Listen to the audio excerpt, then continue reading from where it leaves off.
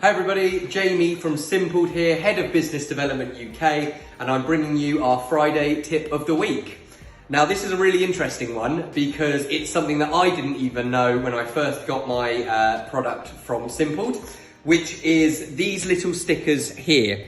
Now I actually thought, much like I've seen other people think, these are just decorative stickers that you can put. I've seen people put them on their door, I've seen them put them on their laptops. They've actually got a much better use.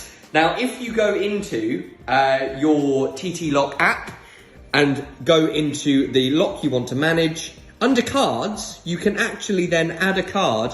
And what this is, it has a little chip in it, a little receiver, which will actually allow you to unlock the door once you've added that on. So if you're like myself, thumbprint's great, perfect, the code perfect, all of that's perfect. But sometimes I've always got my phone in my hand, I can just go up and do that. And I'm just gonna show you very quickly how that works. If you'd just like to follow me, I'm just gonna open my beautiful Slim Series lock right here.